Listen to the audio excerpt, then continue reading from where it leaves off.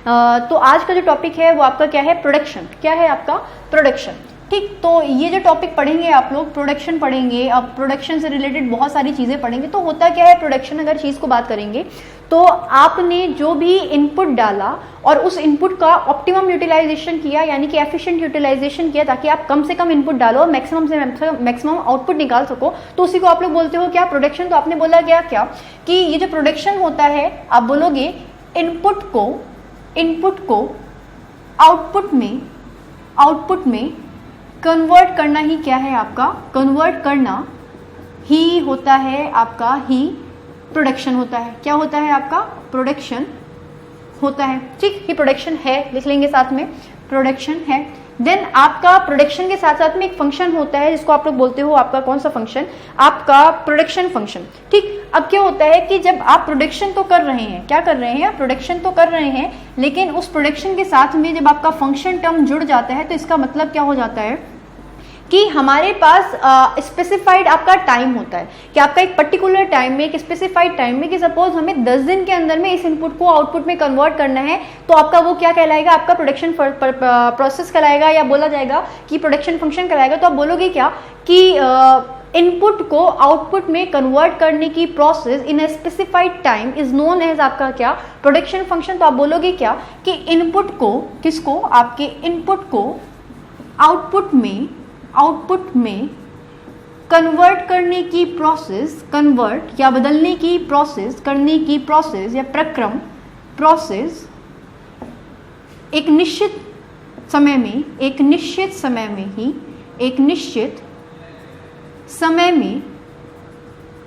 में production function कहलाती है। क्या कहलाती है आपका, प्रोडक्शन फंक्शन कहलाती है। ठीक, इतना क्लियर हुआ। अब क्या होता है, ये जो आपका प्रोडक्शन हो रहा होता है कि सारी की सारी इकोनॉमिक्स है, उसमें हम लोग प्रोडक्शन की बात कर रहे हैं, प्रोडक्शन फंक्शन की बात कर रहे हैं। तो ये जो आपका प्रोडक्शन फंक्शन होता है, ये प्रोडक्शन फंक्शन आपका दो टाइप्स का होता है। कितने टाइप्स का होता है, दो टाइप्स का होता है। एक होता है आपका short run production function, PF लिख दूंगी, एंड आपका दूसरा कौन सा हुआ, आपका लॉन्ग रन प्रोडक्शन फंक्शन। तो इन दोनों की बात करेंगे। पहले क्या करेंगे, फटाफट से स्क्रीनशॉट ले लेंगे। समझना क्या है कि प्रोडक्शन क्या होता है। मैंने बोला क्या कि इनपुट को आउटपुट में कन्वर्ट करने की को ही बोलते हैं प्रोडक्शन। क्या आपका कुछ रॉ मटेरियल था, कुछ लेबर था, सब इन्वॉल्व किया गया, इलेक्ट्रिसिटी लगाई गई, सब कुछ इन्वॉल्व करने के बाद में आपका अल्टीमेटली जो फाइनल प्रोडक्ट बन के आ रहा है, कि जो हमें तैयार करना था वही आपका क्या हो गया, अगर सही सही बन करके आ रहा है तो इसको आपने बोला क्या, प्रोडक्शन। अब प्रोडक्शन के साथ में एक टर्म जुड़ा होता है, इसको बोलते हैं प्रोडक्शन फंक्शन। तो वो क्या होता है, एक स्पेसिफाइड टाइम में, ऐसा नहीं है कि हमारे पास कितने भी टाइम में हम लोग कुछ भी करते चले आ रहे हैं प्रोड्यूस। तो हमारे एक स्पेसिफाइड टाइम होता है, एक स्पेसिफाइड टाइम में आपके इनपुट्स को आउटपुट्स में एफिशिएंटली एक टर्म और आप यूज कर लीजिएगा कि इनपुट्स को आपके किसमें, आउटपुट में एफिशिएंटली का मतलब होता है कि आप कम से कम क्या लगाएं, इनपुट लगाएं, मैक्सिमम आप आउटपुट क्या कर रहे हैं, अचीव कर रहे हैं। तो इसको प्रोसेस को बोलते हैं आपका क्या, प्रोडक्शन फंक्शन। अब ये जो प्रोडक्शन फंक्शन होता है, ये भी क्या होता है आपका, दो तरीके का होता है। एक होता है आपका short run production function, and आपका एक होता है कौन सा, आपका लॉन्ग रन प्रोडक्शन फंक्शन। तो जब आप बात करते हैं आपके शॉर्ट रन प्रोडक्शन फंक्शन की, तो इस शॉर्ट रन प्रोडक्शन फंक्शन में मैंने आपको जैसे प्रीवियस क्लासेस में पहले ही बताया था कि जब आप शॉर्ट रन की बात करते हैं, इनमें आपके कुछ फैक्टर्स ऐसे होते हैं जो आपके फिक्स नेचर के होते हैं, कुछ फैक्टर्स आपके ऐसे होते हैं जो आपके कैसे होते हैं, वेरिएबल नेचर के होते हैं। तो आपका शॉर्ट रन में जो प्रोडक्शन फंक्शन किया जाता है उसमें फिक्स्ड एंड आपके वेरिएबल नेचर के क्या होते हैं, आपके इनपुट्स होते हैं। एंड आप अगर शॉर्ट रन की बात करें, शॉर्ट रन प्रोडक्शन फंक्शन की बात करें, इस शॉर्ट रन प्रोडक्शन फंक्शन को आप तभी इंक्रीज कर सकते हो जब आपके जो बोलेंगे क्या, फिक्स के साथ साथ में जो आपके वेरिएबल इनपुट्स हैं उनको आप लोग क्या करते चले जाएं, आप उनको इंक्रीज करते जाएं और आप वो आगे अपना प्रोडक्शन बढ़ाते जाएं। लेकिन वही अगर आप बात करेंगे किसकी, आपके लॉन्ग रन प्रोडक्शन फंक्शन की, तो ये जो लॉन्ग रन प्रोडक्शन फंक्शन होता है, इसमें जो ऑल एलिमेंट्स होते हैं वो कैसे होते हैं, वो वेरिएबल नेचर के होते हैं। जो आपका सारा का सारा इनपुट है वो कैसा है, आपका वेरिएबल नेचर का है। और आपको जब अगर इंक्रीज करना होता है आपका लॉन्ग रन का प्रोडक्शन फंक्शन, तो आपके सारे के सारे जो आपके वेरिएबल इनपुट्स हैं, वेरिएबल नेचर के जो आपके इनपुट्स हैं, उन सारे के सारे नेचर्स को आप लोग क्या कर सकते हो, आप वेरिएबल्स को आप इंक्रीज कर सकते हो अपना क्या बढ़ाने के लिए, आपका प्रोडक्शन बढ़ाने के लिए। अब क्या होता है कि यही जो प्रोडक्शन होता है, इसको आप स्क्रीनशॉट ले लीजिए फटाफट से, एंड इसको मैं हटा रही हूँ, समझ में आ गया होगा आप लोगों को। अब देखिएगा क्या होगा, देखिए जब आपकी बात करी जाती है कॉन्सेप्ट ऑफ प्रोडक्शन फंक्शन की, तो ये जो कॉन्सेप्ट है थोड़ा सा है, एक दो लाइन बताऊंगी, इससे जुड़े आपके एक दो लॉ हैं 2 लॉ हैं, आपने सुना होगा, वो सारे के सारे लॉ बता दूंगी। तो आपके कुछ ऐसे चैप्टर हैं जो आपके ज़रूरी हैं, तो आप बोलोगे क्या, देखिए कॉन्सेप्ट ऑफ प्रोडक्शन फंक्शन, ठीक, बेसिकली वही सारी की सारी चीज़ें होती हैं इकोनॉमिक्स में, वही सारी की सारी चीज़ें होती हैं, लेकिन आपको जब डेटाज होते हैं, शेड्यूल्स होते हैं, आज मैं प्रॉपर यूज़ करूँगी आपके शेड्यूल्स का, ताकि आपको और अच्छी तरीके से क्लियर हो सकें चीज़ें, जहाँ पे ज़रूरी होगा वहाँ पे, ठीक है। तो आपको क्या होता है कि जब आप कॉन्सेप्ट ऑफ प्रोडक्शन फंक्शन की बात करते हैं तो यहाँ पे आपके 3 आते हैं। एक होता है आपका टोटल प्रोडक्ट, या बोलेंगे आपका कौन सा, आपका टोटल फिजिकल प्रोडक्ट, ठीक। दूसरा जो होता है आपका, अगर टोटल फिजिकल प्रोडक्ट हो रहा है, या इसी को आप लोगों ने बोल दिया क्या, टोटल प्रोडक्ट या टीपी बोल दिया।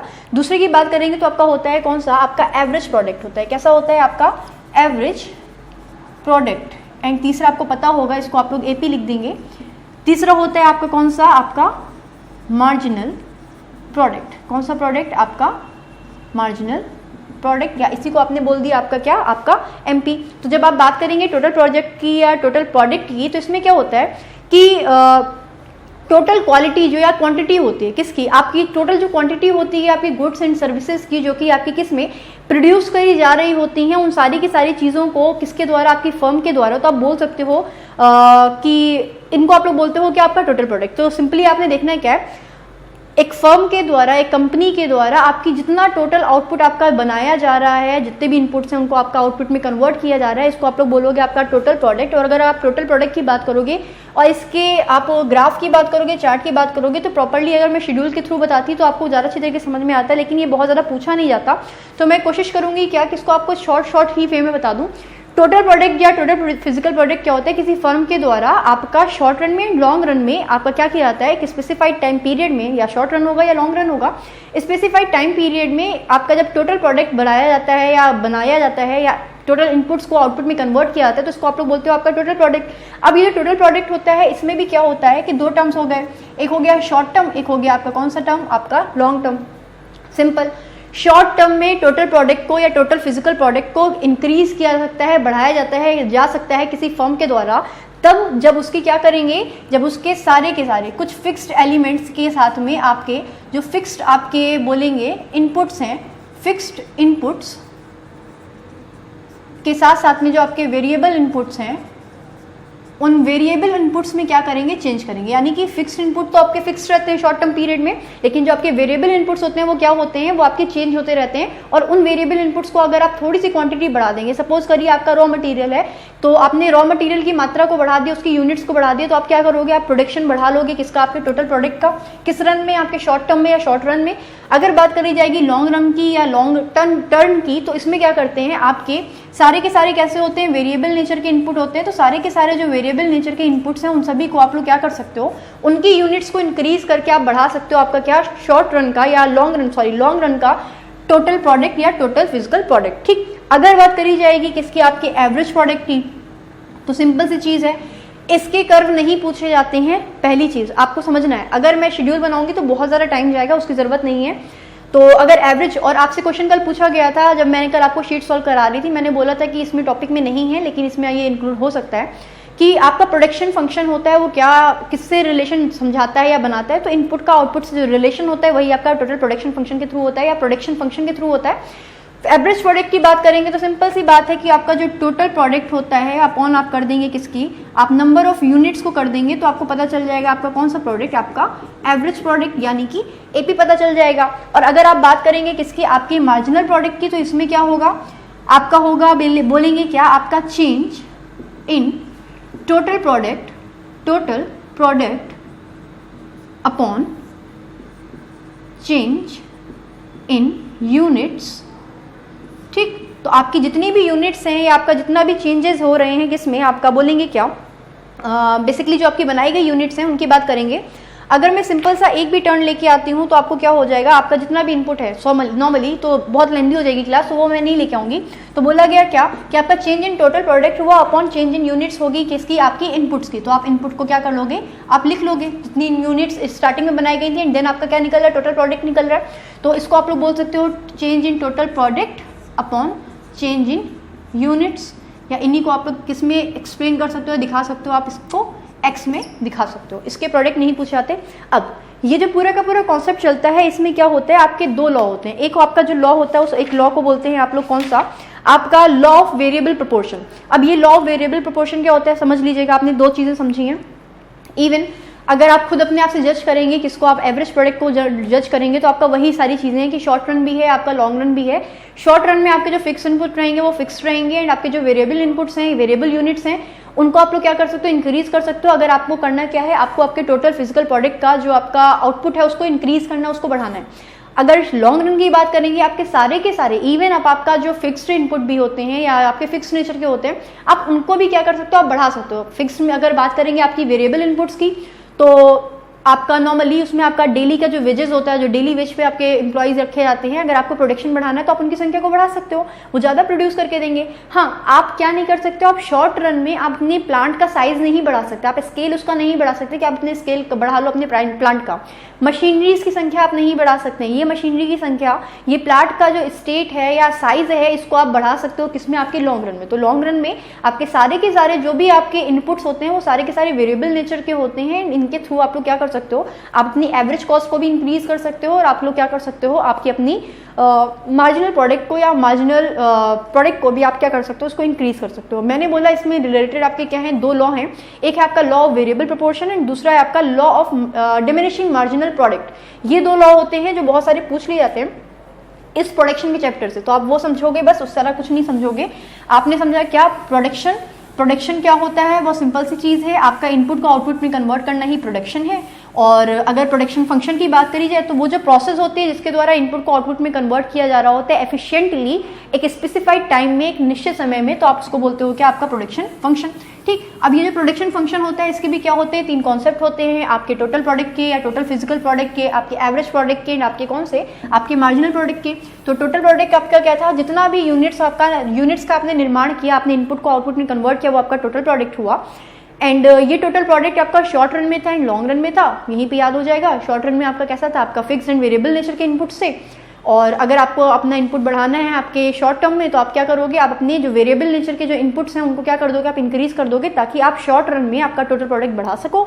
और अगर आप लॉन्ग रन की बात करेंगे तो लॉन्ग रन में आप अपने सारे के सारे जितने भी आपके इनपुट्स हैं, जो सारे के सारे वेरिएबल नेचर के ही होते हैं, उनको आप इंक्रीज करके अपना टोटल प्रोडक्ट या टोटल फिजिकल प्रोडक्ट को आप क्या कर सकते हो, इंक्रीज कर सकते हो। ठीक, एवरेज की बात करेंगे, टोटल प्रोडक्ट को आपके जो नंबर ऑफ यूनिट्स हैं जो आप इंक्रीज कर रहे हो, नंबर ऑफ यूनिट्स उससे अगर आप डिवाइड कर दोगे तो आपको टोटल प्रोडक्ट एवरेज प्रोडक्ट निकल पाएगा।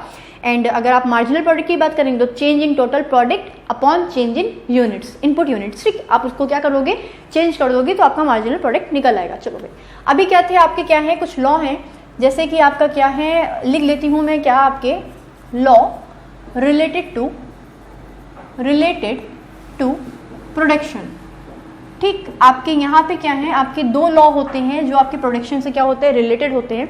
तो उनमें से आपका एक था लॉ ऑफ वेरिएबल प्रोपोर्शन, कौन सा था आपका, लॉ ऑफ वेरिएबल प्रोपोर्शन।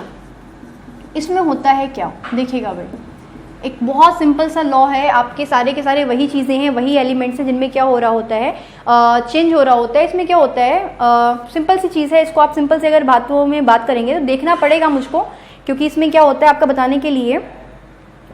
देखिए भाई, क्या होता है, नॉर्मली जब आपका लॉ वेरिएबल प्रोपोर्शन होता है तो हम लोग क्या कर रहे होते हैं, प्रोडक्शन ही कर रहे होते हैं। आप अपने इनपुट को आप अपने आउटपुट में कन्वर्ट कर रहे होते हो, और इस बार जब आप अपने इनपुट को आउटपुट में कन्वर्ट कर रहे होते हो तो आपके जो वेरिएबल नेचर के इनपुट्स होते हैं, उस वेरिएबल नेचर के इनपुट्स के साथ साथ में आपके जो फिक्स नेचर के इनपुट्स होते हैं आप उनको क्या कर देते हो, कॉन्स्टेंट कर देते हो। तो मैंने बोला क्या कि according to the law of variable proportion, यहाँ पे होता क्या है कि the law of variable proportion आपका स्टेट करता है कि जब आपके सारे के सारे जो आपके वेरिएबल नेचर के इनपुट्स हैं उनको आप इंक्रीज करते जाओगे और आपके जो फिक्स नेचर के जो आपके इनपुट्स हैं उनको आप क्या करोगे, आप कांस्टेंट हेल्ड कर दोगे कि जितने आपने स्टार्टिंग में लगाए थे आपने वही रखे हैं। आपके जो वेरिएबल नेचर के हैं इनपुट्स उनको आप क्या कर रहे हो, उनकी मात्रा को बढ़ाते चले जा रहे होते हो। तो अंतिम समय एक ऐसा समय आता है जब आपका जो टोटल प्रोडक्ट होता है वो क्या होने लगता है, वो डिक्लाइन होने लगता है, वो गिरने लगता है। ठीक है, और वो बहुत छोटा से छोटा होने लगता है। तो आप सिंपली बोलोगे क्या कि जो आपका लॉ वेरिएबल प्रोपोर्शन है इसमें होता है क्या कि बेसिकली आप बोलोगे क्या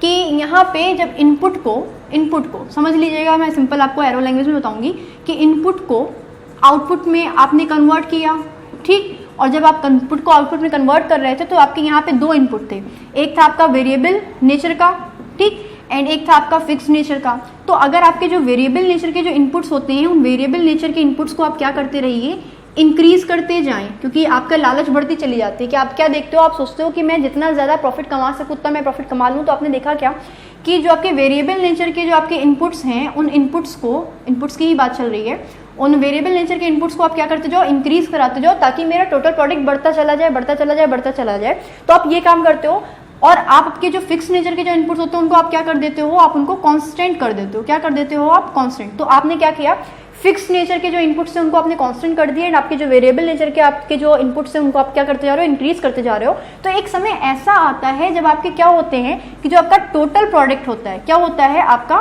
टोटल प्रोडक्ट होता है वो आपका स्मॉलर होता जाता है। कैसा होता जाता है, आपका स्मॉलर होता जाता है। यानी कि आपने क्या किया, वेरिएबल नेचर के इनपुट्स को आप बढ़ाते चले जाओ कि आपने क्या किया, आपका सिंपल सा नॉर्मल सा साइज था आपके बिजनेस का और आपके पास एक मशीन थी, उस एक मशीन को आप लोग क्या कर रहे हो, आप ओवर यूटिलाइज कर रहे हो। आप यूटिलाइज नहीं कर रहे हो, आप उसको ओवर यूटिलाइज कर रहे हो। यानी कि उसकी कैपेसिटी क्या है, वो एक दिन में आपके किसी भी प्रोडक्ट की 50 यूनिट्स को बना सकती है आपकी एक मशीनरी, ठीक। लेकिन अभी आप क्या कर रहे हो, आप उसमें लेबर बढ़ाते चले जा रहे हो, आप उसकी जगह में आपका जो रॉ मटेरियल है वो आप 50 यूनिट की जगह पे आप 60 यूनिट का लगाते चले जा रहे हो, ठीक। आप जब 60 यूनिट को बनाते चले जाओगे तो एक समय ऐसा आएगा कि आपके जो फिक्स नेचर है, यानी कि प्लांट तो आपने एक ही रखा, मशीनरी तो आपने एक ही रखी, लेकिन जब आपने उस एक मशीन को आपने ओवर यूटिलाइज कर लिया तो होगा उससे क्या कि आपकी ये इंक्रीज हो गए वेरिएबल इनपुट्स और आपका जो मशीन है वो अल्टीमेटली खराब हो जाएगी। तो धीरे धीरे वो क्या होगी, वो उसकी जो प्रोडक्टिविटी होगी वो कम होती चली जाएगी और आपका जो टोटल प्रोडक्ट होगा वो धीरे धीरे कैसा होता जाएगा, स्मॉलर होता जाएगा, क्योंकि आप इतनी ज़्यादा आपकी मशीन एफिशिएंट नहीं रहेगी कि वो आपके एक जहाँ से वो 50 यूनिट्स निकाल सकती थी उसकी प्लेस पे वो 60 या उससे ज़्यादा यूनिट्स को निकाल सके। तो आपका समय आएगा, मशीन आपकी पूरी खराब हो जाएगी। और यही बोलता है आपका कौन सा लॉ, आपका लॉ ऑफ वेरिएबल प्रोपोर्शन। की बोला गया क्या कि जब आपके जो इनपुट्स को आउटपुट में कन्वर्ट किया जाता है तो आपके जो वेरिएबल नेचर के इनपुट्स होते हैं उनको आप बढ़ाते चले जाओ और आपके जो फिक्स नेचर के इनपुट्स हैं उनको आप कांस्टेंट कर दो। तो आपका एक ऐसा समय आता है जब आपका टोटल प्रोडक्ट कैसा होता जाता है, सबसे सारा स्मॉलर होता जाता है, छोटा होता चला जाता है। ये किसमें बोला, आपका लॉ ऑफ वेरिएबल प्रोपोर्शन में। लैंग्वेज नहीं लिखनी है, सिर्फ समझना है, क्योंकि आपके सामने केस स्टडी आएगी एंड आपको उस केस स्टडी को सॉल्व करना है। क्वेश्चन जिससे रिलेटेड है मैं वो आपको सॉल्व करा दूंगी प्रोडक्शन से रिलेटेड, ठीक है। एंड जो दूसरा है आपका क्या कि आपका दूसरा है आपका law of diminishing marginal product. कौन सा है आपका, law of diminishing marginal product. समझिएगा इसको भी, ठीक। दो लॉ थे, इसमें आपने क्या किया था, आपने आपके जो वेरिएबल नेचर के प्रोडक्ट से या इनपुट से उनको आपने इंक्रीज किया था एंड इसमें आप क्या करते थे, आपका जो लॉ ऑफ वेरिएबल प्रोपोर्शन है इसमें क्या होता है कि इसमें आपने आपके वेरिएबल नेचर के इनपुट्स को आपने बढ़ाया था एंड आपके फिक्स नेचर के को रखा था कांस्टेंट और आपका जो टोटल प्रोडक्ट निकलता था वो स्मॉलर होता जाता था आफ्टर मतलब प्रोडक्शन। अभी इसमें क्या होगा, देखिए यहाँ पे फिर से हैं, समझिएगा इसी चीज़ को। फिर से आपके इनपुट को, क्योंकि प्रोडक्शन हो रहा है तो फिर से आपके इनपुट को आपने क्या करना है, आपने इनपुट को आउटपुट में कन्वर्ट करना है, ठीक। तो जब आप इनपुट को आउटपुट में कन्वर्ट कर रहे हो तो फिर से आपके दोनों हैं, एक है आपके वेरिएबल नेचर के वेरिएबल इनपुट्स एंड दूसरे हैं आपके कैसे, आपके फिक्स्ड इनपुट्स। तो यहाँ पे आप लोग क्या करोगे, आप इंक्रीज करते चले जाओगे आपके किसके, आपके वेरिएबल नेचर के इनपुट्स को और आप किसका उसके साथ साथ आप क्या करोगे, आपके जो फिक्स नेचर के क्या हैं जो इनपुट्स हैं उनको भी आप क्या करते चले जाओगे, इंक्रीज करते चले जाओगे। वहाँ पे सिर्फ क्या हो रहे थे, आपके सिर्फ इंक्रीज हो रहे थे आपके वेरिएबल एंड आपके कांस्टेंट थे आपके फिक्स नेचर के, लेकिन यहाँ पे आप करोगे। और अब अगर आपका वेरिएबल एंड फिक्स्ड है तो आपको समझ में आ रहा होगा कि बात किसकी करी जा रही है, आपके शॉर्ट रन की। किसकी करी जा रही है, आपकी शॉर्ट रन की। तो छोटा समय है आपके फिक्स भी एंड आपके वेरिएबल में, बड़ा समय होता है तो आप कितना भी कुछ भी कर लेते। तो यहाँ पे होता है क्या,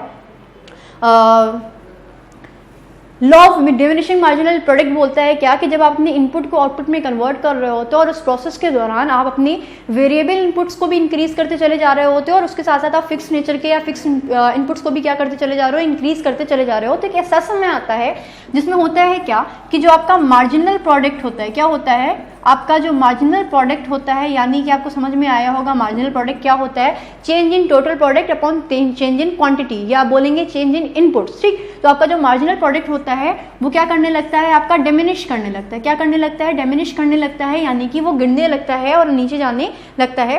तो बोलेंगे क्या बोलते हैं, डिमिनिश करता है, या बोलेंगे स्टार्ट फॉलिंग। समझ लीजिए, स्टार्ट फॉलिंग। तो इसमें अगर आप लैंग्वेज की तरह याद करेंगे तो वो अलग चीज़ हो जाएगी, याद नहीं कराना है, मुझे समझाना था। मैंने बोला क्या कि जो लॉ ऑफ वेरिएबल प्रोपोर्शन होता है ये हर जगह आपको सुनने को मिलेगा, वेरिएबल प्रोपोर्शन का लॉ। तो इसमें आपके शॉर्ट रन में जो इनपुट्स है उनको जब आप आउटपुट्स में कन्वर्ट करते हो तो आप हमेशा ये सोचते हो कि आपका प्रोडक्शन इंक्रीज हो, और उस केस में आप करते क्या हो, जब आपका लॉ ऑफ वेरिएबल प्रोपोर्शन चल रहा होता है कि आपके जो वेरिएबल नेचर के जो इनपुट्स होते हैं उन वेरिएबल नेचर के इनपुट्स को आप लोग वेरिएबल नेचर के इनपुट्स को आप इंक्रीज करते चले जाते हो, लेकिन आपके जो फिक्स नेचर के इनपुट्स होते हैं उनको आप क्या करते हो, कांस्टेंट रखते हो, ठीक। जब आप ये काम करते हो तो आपका जो टोटल प्रोडक्ट होता है वो क्या करने लगता है, वो आपका स्मॉलर होता चला जाता है। एक समय के बाद आपकी जो एफिशिएंसी होती है वो आपकी कम होती चली जाती है आपके फिक्स नेचर के इनपुट्स की। लेकिन बात करते हो जब आप law of diminishing marginal product की, तो इसमें क्या होता है, शॉर्ट रन में आपके जो टोटल जो इनपुट्स होते हैं उनको आप आउटपुट्स में कन्वर्ट करने के लिए आप क्या करते हो, वेरिएबल नेचर के इनपुट्स को और फिक्स नेचर के इनपुट्स को दोनों को बहुत ज्यादा बढ़ाते चले जाते हो, बढ़ाते चले जाते हो, बढ़ाते चले जाते हो। बढ़ाते बढ़ाते दौरान में एक ऐसा समय आता है जब आपका जो मार्जिनल प्रोडक्ट होता है, यानी कि जो चेंज इन टोटल क्वांटिटी होती है, चेंज इन टोटल प्रोडक्ट होता है अपॉन चेंज इन यूनिट्स होता है, यूनिट्स ऑफ इनपुट होता है, वो कैसा हो जाता है, आपका नीचे गिरने लगता है। यानी कि आपकी कोई भी प्रोडक्टिविटी नजर नहीं आती। शॉर्ट रन में ये सारे के सारे काम, ये सारी की सारी चीजें नहीं करनी चाहिए। ये दो लॉ थे आपके रिलेटेड किससे थे, प्रोडक्शन फंक्शन से। प्रोडक्शन फंक्शन के चैप्टर से सर एक शब्द नहीं आएगा, इवन डबल ए में भी, तो आपने इतना समझना है। इसके एक भी कर्व नहीं पूछे आते हैं। नेक्स्ट चैप्टर जो है आपका वो मैं आज ही कंप्लीट कराने की कोशिश कर रही हूँ, है आपका कौन सा, रेवेन्यू का। तो रेवेन्यू का टॉपिक है, उसको भी समझ लीजिएगा अच्छी तरीके से। एंड इतना ही है। यहाँ पे डिमिनिशिंग मार्जिनल रिटर्न है, तो आपका जो मार्जिनल प्रोडक्ट होता है वो कैसा होने लगता है, वो स्टार्ट फॉल होने लगता है, नीचे गिरने लगता है वो आपका, और चार्ट की जरूरत नहीं थी। अब बात करी जाएगी आपके रेवेन्यू की। रेवेन्यू क्या होता है, रेवेन्यू को समझ लीजिएगा। इससे जुड़े जरूरी जो रिलेटेड जो क्वेश्चन हैं वो भी मैं करा दूंगी, क्योंकि इसके बाद में आपके 2-4 चैप्टर्स हैं आपको वो बचा है। जैसे कि अगर आपका आज रेवेन्यू कंप्लीट हो जाता है, आपका डिमांड हो गया है, इलास्टिसिटी ऑफ डिमांड हो गया है, इलास्टिसिटी ऑफ सप्लाई हो चुका है, आपका इंट्रोडक्शन हो चुका है माइक्रो एंड मैक्रो का। एंड उसके बाद में आपके कुछ चैप्टर्स हैं जैसे कि कंज्यूमर इक्विलिब्रियम, जिसमें आपका यूटिलिटी वगैरह वाले टर्म्स आ जाएंगे, यूटिलिटी एंड यूजफुलनेस जो आप लोग हमेशा सुनते रहते हो। तो कंज्यूमर इक्विलिब्रियम के साथ में आपका है आपका प्रोड्यूसर इक्विलिब्रियम, कि कंज्यूमर के लिए कौन सा आपका ब्रेक इवन पॉइंट होता है और कौन सा पॉइंट होता है आपका आपके प्रोड्यूसर के लिए बीईपी, यानी कि ब्रेक इवन पॉइंट, जहाँ पे आपको नो प्रॉफिट होता है, नो लॉस होता है। एक स्टेट होती है जहाँ पे आपको ना ही प्रॉफिट होगा ना ही आपका लॉस होगा, ब्रेक इवन पॉइंट होगा। तो ये कंज्यूमर के हिसाब से भी कंज्यूमर का इक्विलिब्रियम होता है, एंड आपका कंज्यूमर के इक्विलिब्रियम के साथ साथ में आपका प्रोड्यूसर का भी इक्विलिब्रियम होता है। प्रोड्यूसर कंज्यूमर दोनों के इक्विलिब्रियम के साथ साथ में आपका क्या होता है, आपका मार्केट का भी इक्विलिब्रियम होता है। तो इन सारी की सारी चीज़ों को हम लोग क्या करेंगे, समझेंगे, देखिएगा भाई। अभी जो नेक्स्ट टॉपिक है आपका वो है आपका रेवेन्यू का, कि रेवेन्यू क्या होता है, बताइए भाई। कल आपने कॉस्ट लगाया था तो आज आपको पता होगा कि रेवेन्यू क्या होता है। कि अगर मैं बात करूं आपका रेवेन्यू की, तो क्या होता है, सिंपल है। अगर आपने कोई भी प्रोडक्ट को बनाया था तो उस प्रोडक्ट को बनाने के लिए आपने जितने भी आपके जो फैक्टर्स ऑफ प्रोडक्शन थे उनको एम्प्लॉय किया था, और उनको जो पेमेंट दी थी तो उसको बोला गया था आपका कॉस्ट, कि आपने इतनी कॉस्ट लगा ली थी। लेकिन आपने अब प्रोडक्ट को बना लिया है, और उस प्रोडक्ट को बनाने के बाद जब आप उसको क्या करोगे, सेल करोगे। क्या करोगे, सेल ऑफ अ कमोडिटी। जब आप उसको उस कमोडिटी को आप क्या करोगे, उस प्रोडक्ट को आप क्या करोगे, जब आप सेल करोगे तो सेल के दौरान आपको जो पेमेंट रिसीव होगी, क्या होगी, आपकी जो पेमेंट रिसीव होगी, उसी रिसीव्ड पेमेंट को आप लोग बोलोगे RECEIVE, ठीक, रिसीव होगी, उसी पेमेंट को आप लोग बोल दोगे क्या, आपकी रेवेन्यू। तो जो पेमेंट आपको रिसीव होती है आपकी किसी कमोडिटी को जो आपने अपनी कंपनी में बनाई थी, उसको आप लोग बोलते हो आपका क्या, रेवेन्यू। अब क्या होता है, जब बात करी जाती है आपके रेवेन्यू की, तो रेवेन्यू की टाइप्स क्या क्या होते हैं, कि ये कितने प्रकार के होते हैं। तो देखिएगा भाई, फिर से अगर आप टाइप्स देखोगे, टाइप्स ऑफ रेवेन्यू देखोगे, and in types of revenue का इफेक्ट किस किस मार्केट में कैसा कैसा पड़ता है, ऐसे भी क्वेश्चंस बहुत सारे आते हैं एग्जामिनेशन में देखने को। तो जब आप टाइप्स ऑफ रेवेन्यू की बात करोगे तो आपका एक रेवेन्यू होता है जिसको आप लोग बोलते हो टोटल रेवेन्यू। क्या बोलते हो, आपका टोटल रेवेन्यू। क्या होता है भाई, ये आपका टोटल रेवेन्यू, समझिएगा भाई। देखिए, जब आप टोटल रेवेन्यू की बात करते हैं तो टोटल रेवेन्यू क्या होता है, सिंपल सी बात है कि आपकी क्वांटिटी कितनी गई आपकी कमोडिटी की और उस कमोडिटी का या क्वांटिटी का प्राइस कितना था। तो आप वो सारी की सारी चीज़ों को देखोगे, आप बोलोगे कि जितना भी आपको एग्रीगेट आया था प्रोसीड्स का आपकी सेल करने के बाद में, आपकी जितनी भी कमोडिटी, तो वो आपका क्या हो जाएगा, टोटल रेवेन्यू हो जाएगा। कि जितनी भी सेल आपको रिसीव हुई, आप बोलेंगे आपका क्या कि एग्रीगेट ऑफ क्या, एग्रीगेट ऑफ ऑल प्रोसीड्स, ठीक। यानी कि प्रोसीड्स यानी कि जितनी भी आपने चीज़ें जो आपने कमोडिटी बनाई थी उनसे जितनी भी आपको क्या मिली, आपको पेमेंट मिली, उसको आपने बोल दिया क्या, टोटल रेवेन्यू। और अगर इसको सिंबॉलिकली इसको प्रदर्शित किया जाए, आप इसको न्यूमेरिकल फॉर्म में रखेंगे तो आप बोलोगे क्या कि जो आपका टोटल रेवेन्यू होता है वो इक्वल होता है क्या, आपकी क्वांटिटी सोल्ड इनटू आपका क्या, आपका प्राइस। कि पर यूनिट प्राइस कितने थे आपकी कमोडिटी के, यानी कि एक कमोडिटी का आपका प्राइस कितना था एंड उसको कितनी आपने सेल करा। तो जब आपने सेल किया सारी की सारी एक को सेल करोगे तो आपको सिर्फ एक के बारे में पता चलेगा, लेकिन आपके पास जितनी थी आपकी उन सारी की सारी को चीज़ों को आपने क्या कर दिया, कमोडिटीज़ को, प्रोडक्ट्स को आपने सेल आउट कर दिया, तो उससे जितना भी आपको पेमेंट रिसीव हो रही है वो आपका रेवेन्यू होगा। तो आपका वो कैसा हो जाएगा, आपका टोटल रेवेन्यू हो जाएगा। तो अगर आप टोटल रेवेन्यू की बात करेंगे तो टोटल रेवेन्यू के साथ साथ में एक और रेवेन्यू होता है, इसको आप लोग बोलते हो आपका कौन सा, आपका फर्स्ट था टोटल रेवेन्यू, सेकंड है आपका एवरेज रेवेन्यू। कौन सा रेवेन्यू, आपका एवरेज रेवेन्यू, ठीक। एवरेज रेवेन्यू की अगर बात करी जाए तो आप बोलोगे क्या, आपका जो टोटल रेवेन्यू होता है उसके नीचे अगर आप उसको डिवाइड कर दीजिए आपकी किससे, आपकी नंबर ऑफ यूनिट सोल्ड से, क्या बोलोगे, टोटल रेवेन्यू अपॉन करोगे नंबर ऑफ यूनिट्स सोल्ड, तो आपको क्या मिल जाएगा, आपको एवरेज रेवेन्यू निकल जाएगा। और अगर आप लोग पीछे वाली क्लासेस में जाएं जब हम लोग डेरिवेशन सॉल्व करते थे 12th में, तो टोटल रेवेन्यू क्या होता है, इक्वल टू होता है आपका क्वांटिटी सोल्ड, जिसको आप लोग क्यू से भी रिप्रेजेंट कर सकते हो एंड पी से कर सकते हो प्राइस को। तो आप क्या लिखोगे, इसको आप लिखोगे क्यू इंटू पी अपॉन आपकी नंबर ऑफ यूनिट सोल्ड, कितनी यूनिट सोल्ड हुई थी, तो आप उसको क्या करोगे, आप क्यू से अगर आप उसको रिप्रेजेंट करोगे तो अगर इसको आप कैंसिल आउट करोगे तो आपको पता चलेगा कि क्या बच रहा है आपके पास में, सिर्फ पी बच रहा है। पी जो कि आपका किसके बराबर में होता है, एवरेज रेवेन्यू के बराबर होता है, यानी कि P is equal to average revenue हो गया। देन स्क्रीनशॉट लीजिए फटाफट से, इसका समझ लीजिएगा दोबारा से इस चीज को। मैंने बोला क्या कि रेवेन्यू होता है, तो आपने जितना भी प्रोडक्शन किया होता है अपनी फर्म के अंदर, अपनी इंडस्ट्री के अंदर, उस इंडस्ट्री के द्वारा किए गए प्रोडक्शन के दौरान या की सेल से जितनी भी आपको क्या होती है, इनकम प्राप्त होती है, पेमेंट्स प्राप्त होती है, उसको आप अपना रेवेन्यू बोलते हो। ये जो रेवेन्यू होता है ये आपका 3 तरीके का होता है, आपका टोटल रेवेन्यू, आपका एवरेज रेवेन्यू एंड आपका मार्जिनल रेवेन्यू। टोटल रेवेन्यू आपका क्या होता है, जितनी भी एग्रीगेट ऑफ प्रोसीड्स हैं, यानी कि आपका जितनी भी कमोडिटीज, सारी की सारी कमोडिटीज को आपको सेल करने के बाद में जो भी आपको रिसिप्ट्स प्राप्त हो रही है उसको आपने बोला कि आपका टोटल रेवेन्यू। अब ये जो टोटल रेवेन्यू होता है ये क्या होता है कि आपका quantity of unit sold into अगर आप कर देंगे उस प्रति यूनिट का, पर यूनिट का जो प्राइस है उससे अगर आप मल्टीप्लाई करेंगे तो आपको टोटल प्रोसीड्स पता चल जाएंगे, यानी कि टोटल रेवेन्यू पता चल जाएगा। तो आपने लिखा क्या, total revenue is equal to quantity sold into price. And आपका सेकंड जो होता है